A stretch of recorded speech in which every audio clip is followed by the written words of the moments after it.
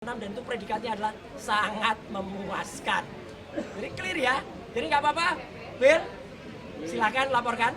Dan kalau Anda tidak cabut laporan itu nggak apa-apa. Saya justru akan melakukan juga upaya hukum yang lain. Ya, gitu. Ya, assalamualaikum warahmatullahi wabarakatuh. Waalaikumsalam. Kawan-kawan semua, terima kasih atas kesetiaan dan kehadirannya.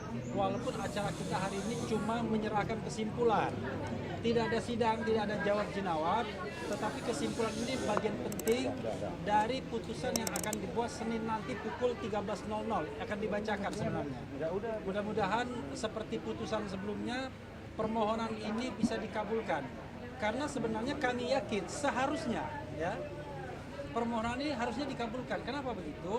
Karena sampai pada sidang terakhir termohon dalam hal ini penyidik Polda Metro Jaya tidak mampu menghadirkan baik saksi maupun ahli maupun surat yang menggambarkan bahwa peristiwa sebagaimana digambarkan pasal 32 ayat 1 Undang-Undang ITE itu terjadi.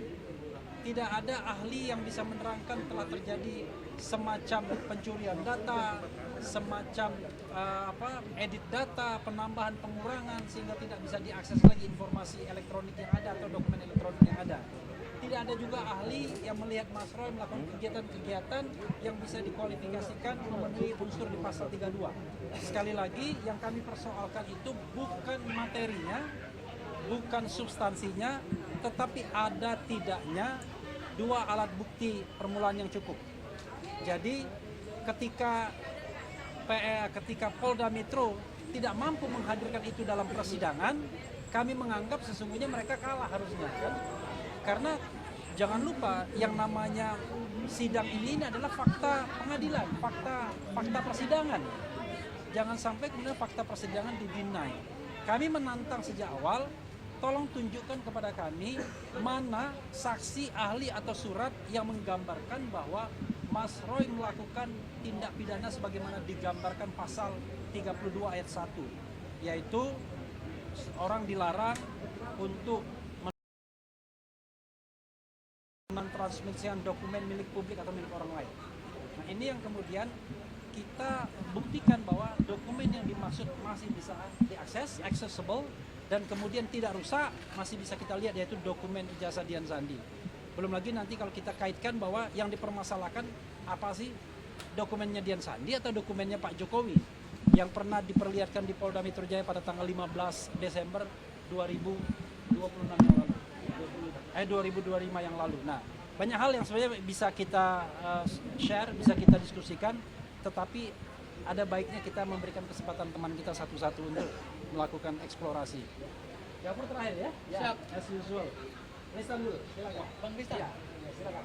Ini pengacara Kawakan ini? Ya, Pak. silakan Ristan.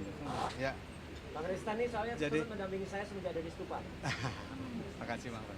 Jadi sesuai yang disampaikan Bang Era tadi, kita ini adalah melakukan permohonan pra peradilan. Masalahnya tentang adalah pasal 32 ayat 1. Pasal 32 ayat 1 ini mengenai dua bukti awal permulaan. Apakah pengenaan pasal 32 ayat 1 ini ada dua bukti awal permulaan yang cukup untuk mengenakan pasal tersebut kepada Pak Roy? Nah, tadi sudah disampaikan juga, dan kemarin pada saat persidangan kita sudah mensomir sebelum satu hari sebelumnya. Hadirkan saksi dari penyidik. Ternyata kemarin tidak ada saksi yang hadir. Ya. Artinya kita bukan mengorek keterangan, isi keterangan, karena memang itu kalau keterangannya memang pasti masuk kepada pokok perkara. Tetapi nilai pembuktian dari saksi apakah relevan dengan pengenaan pasal 32 ayat 1 tersebut? Itu yang kita inginkan sebenarnya. Ada keterangan dari saksi yang harus dihadirkan kemarin. Ternyata tidak ada saksi. Begitu juga dengan ahli. Ahli ya banyak pertanyaan yang masalah dokumen elektronik saja. Ini kan masalah tentang ITE. Artinya harusnya dia juga menguasai tentang masalah ITE. Kemarin ditanyakan tentang dokumen elektronik, ahlinya merasa tidak mampu karena bukan ahli ITE. Itu kurang lebih dua alat bukti itu yang mereka tidak bisa menghadirkan. Cuman nanti kalau yang masalah surat nanti mungkin rekan-rekan kami yang menambahkan ya Bang ya. Mungkin dari situ. Oke, terima kasih Ristan. Berikutnya Soraya ya, ini lawyer perempuan kita. Oke, Assalamualaikum warahmatullahi wabarakatuh. Terima kasih. Bang Roy, Bu.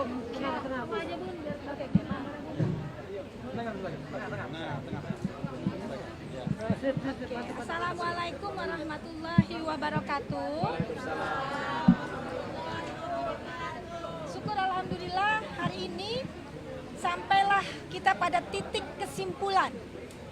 Dan kita akan menunggu nanti keputusannya di hari Senin jam 1. Tetapi sebelum itu semua terjawab, saya dan rekan-rekan mengucapkan terima kasih pada rekan-rekan semua yang sudah hadir membersamai kita. Dan semoga kehadiran rekan-rekan, pers dan lain sebagainya itu mendapatkan tempat di sisi Allah Subhanahu wa taala. Karena kita sedang berjuang nih, oke? Berjuang bersama pejuang kita Mas Roy. Kita anggap beliau adalah pejuang kita. Pejuang kebenaran dan pejuang keadilan. Ini untuk Mas Roy. Dan kita membersamai pejuang kita dengan memberikan satu landasan-landasan hukum ya yang disertai dengan bukti-bukti yang sudah kita lakukan selama ini. Jadi saya mencoba menambah apa yang tadi rekan saya dan semua rekan-rekan sudah katakan bahwa saksi mereka seharusnya memberikan saksi dari termohon 2 orang. Tapi ternyata mereka hanya mampu memberikan 1 orang saksi ahli. Oke? Kita tidak keberatan dan kita tidak kecewa dengan hal itu. Dan kita semuanya tidak akan juga jumawa bahwa yang seharusnya dilakukan sama mereka dan memenuhi apa yang seharusnya mereka lakukan, mereka tidak penuhi itu. Jadi semoga harapan kita semua nih, para pejuang, rekan-rekan kita para pejuang, ya, untuk menegakkan kebenaran dan keadilan, ya, di dalam proses persidangan ini mendapatkan tempat di sisi Allah dan mendapatkan jawaban yang terbaik. Karena ini juga sekaligus ini menjadi satu edukasi hukum untuk pra-peradilan yang akan datang. Jadi untuk itu doakan teman-teman dan terima kasih abang kita nih yang sudah luar biasa juga semuanya. Bang RH sudah membersamai kita semua. Terima kasih Bang RH, terima kasih Bang Gofur dan semuanya. Kita tetap berjuang ya Bang ya. Terima kasih. Assalamualaikum. Oke. Najmi mau bicara? Bang Roy, langsung Bang Roy.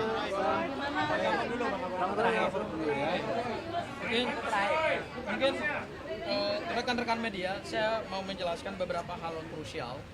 Yang pertama, ini adalah dokumen kesimpulan yang tadi kami sampaikan ke Hakim Pra-Peradilan, ya, setebal 41 halaman. Kesimpulan ini merangkum semua fakta-fakta persidangan selama proses pra-peradilan. Dan di dalam kesimpulan ini ada beberapa hal dan bahkan juga menjadi fakta persidangan, ada beberapa hal yang menarik Mas Roy. Yang pertama, terbukti bahwa ijazah Pak Jokowi bentuknya adalah ijazah analog. Dan kemarin pada saat pemeriksaan alat bukti termohon, ada satu BAP krusial dan satu BAP kunci yang juga dihadirkan sebagai alat bukti, yaitu BAP dari Pak Joko Widodo. Dan saya salah satu anggota tim kuasa hukum yang membaca BAP Pak Joko Widodo, ada satu keterangan yang menarik dari Pak Joko Widodo. Beliau dalam berita acara pemeriksaan mengatakan bahwa beliau hanya mengakui ijazah analog. Sementara yang diunggah oleh Dian Sandi berdasarkan BAP Pak Joko Widodo yang kemarin dihadirkan sebagai bukti dari termohon, beliau katakan bahwa itu bukan ijazah saya. Hal yang kedua, itu adalah foto dari ijazah. Hal yang ketiga, beliau sebenarnya tidak memberikan izin kepada Dian Sandi untuk memoto ijazah tersebut. Dan hal yang keempat, beliau tidak mempersoalkan. Dan kenapa Dian Sandi tidak ditetapkan sebagai tersangka dalam perkara pasal 32 dan pasal 35 Undang-Undang ITE? Karena ternyata pernyataan Pak Jokowi sendiri yang mengatakan bahwa dia tidak merasa dirugikan. Nah, pasal 32 kita sebenarnya sedang membicarakan satu dokumen elektronik. Dan dokumen elektronik tersebut diunggah oleh Dian Sandi dan oleh Pak Joko Widodo sendiri dalam berita acara pemeriksaannya meskipun ini material ya, tapi karena kemarin dihadirkan, ini dalam rangka juga kita ingin meng-cross check dengan penggunaan unsur pasal 32, ternyata itu bukan dokumen elektroniknya milik Pak Joko Widodo. Kenapa terhadap pasal 32, pasal 310, 311, kenapa juga disisipkan pasal 32 dan pasal 35? Ini kan sesuatu yang tidak relevan, sesuatu yang terkesan terlalu dipaksakan, dan bukan ini terkesan lagi, sesuatu yang terlihat dipaksakan. Lo yang punya ijazah aja mengatakan dalam berita acara pemeriksaannya kemarin dihadirkan dalam fakta persidangan, itu bukan dokumen elektronik milik dia. Terus dokumen elektronik yang dikatakan bahwa diubah-ubah, dipotong-potong, itu punya siapa? Kalau itu bukan punya Pak Joko Widodo, kenapa Pak Joko Widodo melaporkan pasal 32 dan pasal 35? Inilah sesuatu bentuk penyeludupan hukum luar biasa. Itu hal yang pertama. Ya, itu kami sudah sampaikan dalam kesimpulan. Hal yang berikutnya lagi adalah terkait dengan pokok persoalan kami dalam pra-peradilan ini adalah kami menguji dua alat bukti permulaan yang cukup. Berdasarkan kesimpulan kami yang kami gali dari fakta persidangan, ternyata penyidik Polda Metro Jaya menetapkan Mas Roy itu dalam dua peristiwa pidana. Pertama pencemaran dan fitnah, dan kedua adalah pelanggaran Undang-Undang ITE atau cyber, kejahatan cyber, 32 dan 35. Ternyata alat bukti surat dan saksi ini dicampur aduk. Saksi-saksi untuk kejahatan pencemaran nama baik dan fitnah seolah-olah dianggap juga memenuhi syarat untuk pasal 32 dan pasal 35. Dan satu lagi untuk bukti surat misalnya. Berdasarkan daftar alat bukti yang dihadirkan oleh penyidik Polda Metro Jaya dan Jaksa Penuntut Umum selaku penuntut umum, ternyata ada 712 alat bukti surat. Dan semua alat bukti surat itu berkenaan dengan proses politiknya Pak Jokowi, dan kemudian ada yang berhubungan dengan pendidikannya Pak Jokowi. Tidak ada satupun bukti elektronik yang disita sebagai barang bukti maupun alat bukti yang berkenaan dengan penggunaan pasal 32 dan pasal 35. Terus dari mana bukti permulaan surat dokumen elektroniknya itu? Ini kan sesuatu yang gaib, sesuatu yang naif gitu. Mudah-mudahan, Mas Roy, memang ini alot ya. Saya kira ini alot. Dan permohonan pra-peradilan yang kami kedua ini memang sangat alot sekali. Kenapa? Karena kita bicara soal pokok perkara, ya. Meskipun bedanya sangat tipis sekali antara membicarakan pokok perkara dan kemudian membicarakan aspek formil.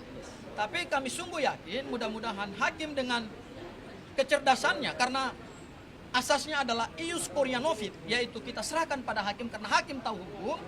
Mudah-mudahan hakim jeli untuk kemudian memilah mana pembuktian material dan kemudian mana pembuktian formil. Karena berdasarkan ahli yang kemarin dihadirkan oleh Polda Metro Jaya, ahli justru tidak mampu menguraikan apa yang disebut dengan bukti surat atau alat surat dokumen elektronik dalam konteks pengenaan pasal 32 dan pasal 35 Undang-Undang ITE. Dan kemarin juga tidak ada satupun saksi yang juga dihadirkan oleh Polda Metro Jaya. Mudah-mudahan ini adalah celah di mana permohonan pra-peradilan kami bisa dikabulkan sebagaimana pra-peradilan kami yang pertama. Dan Mas Roy, tidak mendahului Bang Refli juga, saya ingin men-spill dikit aja bahwa kemarin kami juga sudah mendaftarkan permohonan pra-peradilan yang ketiga, sudah keluar nomor registrasi perkaranya, sudah ditunjuk hakim tunggal pra-peradilannya, sudah keluar juga jadwal persidangan pra-peradilan ketiga. Terkait dengan apa, saya belum bisa menyatakan. Mungkin nanti secara resmi akan disampaikan oleh Bang Refli Harun pada saatnya nanti, waktu yang tepat. Tapi intinya kami juga sudah memohonkan permohonan pra-peradilan yang ketiga, dan ini tidak nebis in idem. Ya, mungkin itu saja dari saya, Mas Roy. Selanjutnya saya serahkan kepada Mas Refli dulu. Kalau Bang Refli mau menambahkan, silakan. Ya, kawan-kawan sekalian, tadi kita juga menyaksikan sidang Dr. Tifa di PN Jakarta Timur. Dan ada beberapa hal yang sebenarnya menarik untuk dibahas ya. Saya mau spill dua saja mengenai bahwa ada pidana umum dan ada pidana delik aduan. Dan katanya kalau pidana umum itu ya walaupun misalnya restoratif justice dan lain sebagainya, maka pidana umumnya tetap jalan. Jadi restoratif justice dalam konteks KUHP yang baru itu memang harus di bawah 5 tahun. Maka sesungguhnya kalau misalnya cara berpikir jaksa tadi dipakai, ya, maka ada orang yang restoratif justice-nya harusnya tidak dikabulkan. Dicabut lagi. Siapa dia nanti bisa dicek saja. Karena di antara pasal-pasal yang disangkakan itu ada pasal yang di atas 5 tahun. Jadi sependek pengetahuan saya, restoratif justice yang ditawarkan oleh hakim itu hanya berkenaan dengan pasal 433 dan 434. Tapi ya waktu itu 310 311. Tapi yang berkenaan dengan pasal 32 ayat 1 dan 35 itu sepertinya tidak, karena dia juga menggunakan KUHP baru. Dia kutip pasal 79 ayat 5 dan lain sebagainya. Ini kan dalam konteks tadi SP3-nya dicabut katanya, itu tidak menghilangkan laporan polisinya dicabut kemudian diterbitkan SP3, tidak menghilangkan hak negara untuk menuntut. Itu klaim dari jaksa. Kalau klaim itu mereka gunakan dengan prinsip equality before the law, maka sesungguhnya mereka yang mendapatkan restoratif justice kemarin, kalau misalnya ada ancaman hukumnya lebih dari 5 tahun itu nggak bisa, tidak berlaku. Itu satu. Nah yang kedua yang saya juga catat adalah soal perbuatan berlanjut. Ini kan jadi dilematis. Misalnya Dr. Tifa dikatakan karena kontennya itu masih ada. Kontennya masih ada dan kemudian masih berlanjut katanya. Masih bisa diakses orang. Pertanyaan saya adalah seandainya Mas Roy atau Dr. Tifa menutup konten itu misalnya, kalau dia punya akses sendiri, apakah kemudian akan tidak dikatakan menghilangkan barang bukti? Jadi aneh kan jadinya. Ya kan? Jadi kalau begitu, maju kena mundur kena dong. Nah sekarang ada satu spekulasi yang kita harus jaga sama-sama. Jangan sampai kemudian nanti pasal 433, 434 itu kemudian tidak dipertimbangkan karena Pak Jokowi tidak datang, ya kan? Karena dianggap delik aduannya kemudian tidak bisa ditindaklanjuti karena pengadu atau pelapor tidak datang, tapi pasal 32 ayat 1 dan pasal 35 jalan terus. Nah ini kalau ini terjadi maka akan terjadi kezaliman, kejahatan. Karena pangkal persoalannya bukan di pasal 32 dan 35-nya, tapi di soal ada orang yang merasa tercemar nama baiknya, ada orang yang merasa difitnah. Tiba-tiba dia menggunakan pasal tidak hanya fitnah dan pencemaran nama baik, tapi pasal-pasal lainnya termasuk 32 ayat 1 dan 35 yang memberikan ancaman hukuman 8 sampai 12 tahun penjara. Dan itu bukan temuan dari penyidik Polda Metro Jaya, tapi itu adalah laporan awal pada tanggal 30 April 2025. Ya, karena itu kita perhatikan sama-sama, kita tuntut kalau misalnya ini masuk pokok perkara Dr. Tifa atau Mas Roy nantinya, kita tuntut Jokowi harus hadir. Jangan sampai kemudian dia tidak bertanggung jawab terhadap apa yang dia lakukan. Itu yang harus kita pahamkan. Oke, silakan Mas Roy. Baik ya. Assalamualaikum warahmatullahi wabarakatuh. Ya, tentu teman-teman menunggu dan juga tadi sudah ada sempat menyanyikan apa kira-kira isi kesimpulan kita ya. Tentu kesimpulan kita adalah kita susun secara cermat betul. Insya Allah apa yang terjadi atau apa yang sudah berhasil pada saat pra peradilan yang pertama, yaitu tentang kita berhasil ya membuat yang namanya penangkapan, penahanan dan penggeledahan itu menjadi tidak syak. Nah itu akan kita ulangi lagi insya Allah pada saat pra peradilan yang kedua ini, yaitu apa? Pencantuman pasal 32 Undang-Undang ITE ayat 1 itu insya Allah juga tidak sah. Karena apa? Karena ada beberapa fakta di persidangan yang sudah terungkap. Yang pertama adalah ketika pada sidang pra-per yang pertama itu jelas betul keterangan dari ahli waktu itu, maaf saya sebut namanya Pak Aristo Pangaribuan, itu malah menyatakan penangkapan, penggeledahan dan kemudian penahanan itu cacat formil. Hal yang mirip sebenarnya terjadi juga kemarin ya. Ahli yang dihadirkan, kalau saya tidak salah namanya Profesor siapa Effendi ya dari Universitas Riau, itu tidak tahu menahu soal undang-undang ITE dan tidak tahu mana bedanya dokumen elektronik, termasuk bahwa dokumen elektronik itu harus bisa diakses, tidak hanya sekedar dicetak. Dia sama sekali tidak tahu, bahkan dibacakan beberapa putusan MA oleh kuasa hukum kami, salah satu Mas Gabung Haji, dia berkata belum membaca. Seorang ahli kok belum membaca apa-apa, ini repot. Bahkan dia mengatakan keterangan dia bisa jalan terus tanpa ada saksi. Ini fatal banget. Harus ada saksi fakta yang kemudian melihat saya melakukan tindakan yang melanggar Undang-Undang nomor 32 ya, Undang-Undang nomor 11 tahun 2008 khususnya di pasal 32 itu yang saya merusak. Dan ini sudah dibuktikan sehari sebelumnya ya, ketika pembuktian dari kami, ketika hakim secara cerdas, secara smart betul ya, Pak I Ketut dan Pak Wan kemudian malah mengakses sendiri ya dokumen milik Dian Sandi Utama pada akun X Dian Sandi Utama yang diposting pada tanggal 1 April 2025 dan diakses dari komputer milik Pengadilan Negeri Jakarta Selatan dan ternyata masih bisa diakses tanpa ada kerusakan sedikit pun. Artinya ini sudah 180 derajat membantah ya pasal 32. Karena pasal 32 itu adalah kalau saya mengakses data itu, kemudian saya membuat kerusakan di data itu, apalagi kalau saya mencuri, kemudian mengunggahnya kembali. Fakta yang lain, saya tidak punya akun untuk melakukan itu. Apa yang kita lakukan adalah melakukan analisis, dan analisis itu dilakukan bukan di podcast saya, bukan di akun saya, tapi justru di media massa. Ya, ini televisi yang itu harusnya juga diperiksanya kena dengan harus melewati undang-undang pokok pers dulu atau misalnya undang-undang penyiaran terlebih dahulu. Nah, yang terakhir yang ingin saya sampaikan, satu fakta menarik, saya juga sudah bersama dengan Mas Gafur, kita juga meneliti, alhamdulillah kami sudah membaca berkas-berkas yang kami terima secara resmi, berkas dakwanya, dan di situ sudah ada keterangan dari Dian Sandi juga, ya, yang sempat diambilkan. Dan ternyata, nah ini yang menarik, di situ terungkap bahwa Dian Sandi bukan satu-satunya yang mengupload itu. Dian Sandi bukan satu-satunya yang mengupload ijazahnya Jokowi. Ya, kalau itu tidak diakui oleh Jokowi, berarti sebenarnya itu adalah ijazah yang sudah diumbar ke publik. Ada 4 sebenarnya, tapi yang lain men-take down. Tinggal punyanya Dian Sandi. Dan Jokowi tidak pernah melakukan show atau tidak pernah menggugat Dian Sandi. Meskipun kabarnya Dian Sandi sowan ke Jokowi memohon maaf. Mohon maaf, dalam Undang-Undang ITE itu tetap tidak mengurangi pasalnya. Mau dia mohon maaf, mau dia kemudian mengklarifikasi, tetap namanya mencuri. Ibaratnya mencuri. Saya mencuri data dari Bang Gafur.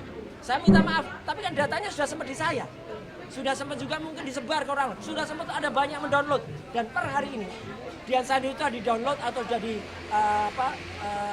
unduh sebanyak hampir 9 juta.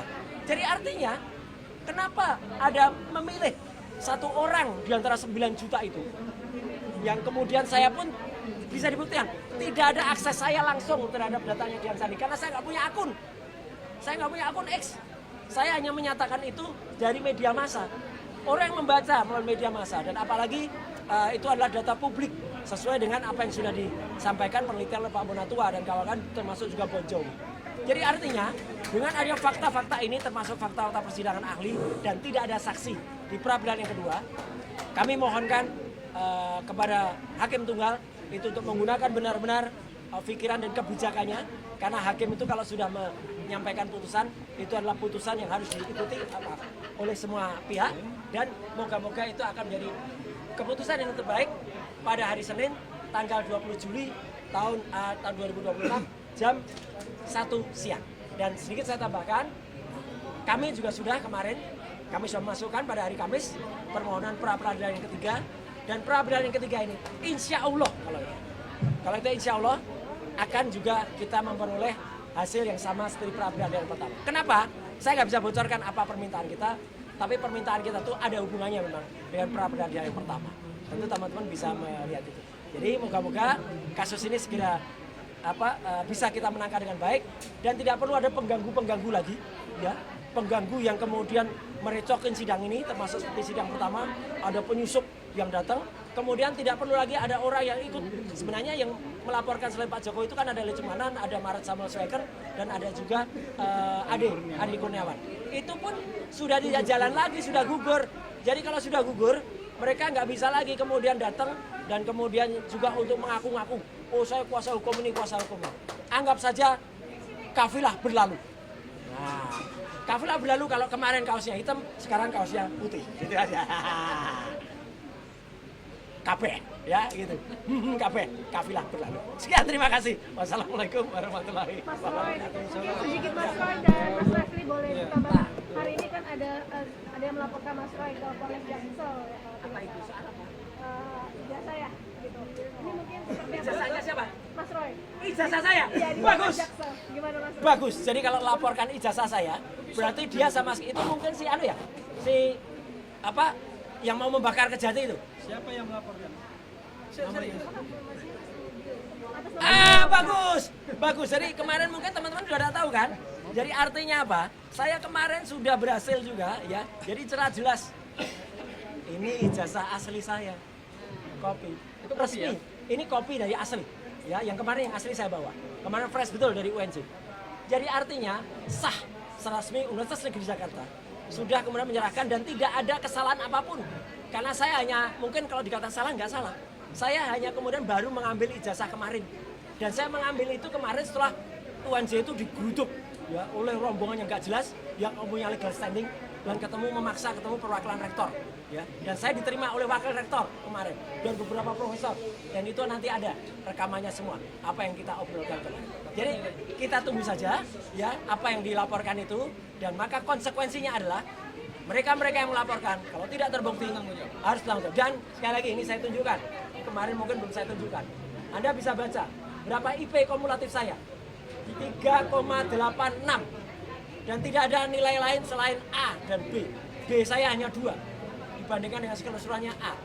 Ya, saya IPK-nya bukan 2, tapi 3,86, dan itu predikatnya adalah sangat memuaskan. Jadi clear ya. Jadi nggak apa-apa, Bill, silakan laporkan. Dan kalau Anda tidak cabut laporan itu nggak apa-apa. Saya justru akan melakukan juga upaya hukum yang lain.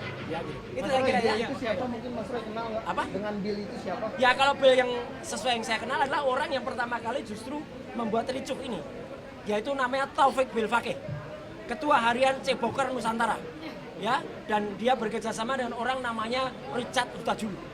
Richard Hutajulu yang pertama kali dia mungkin terlalu iseng, dan nanti akan kita ungkap.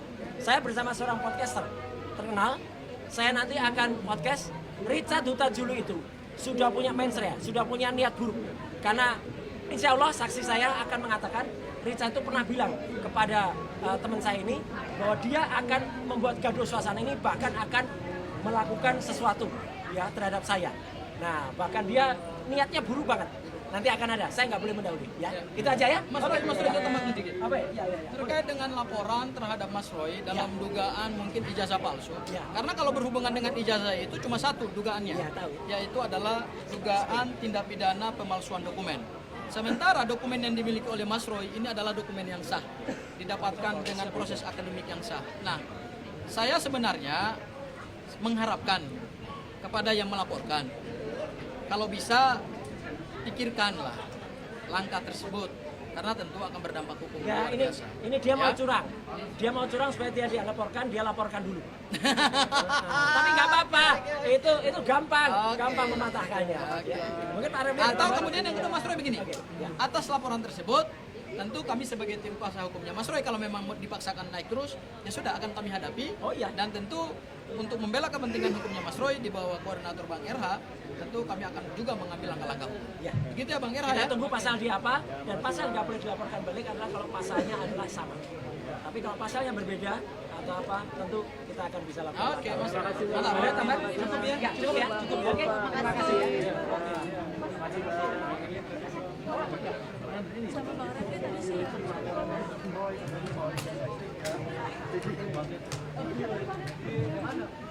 Jakarta Selatan ya? Apa? Ini Sentana ini. OMD-nya aja di Jakarta Timur.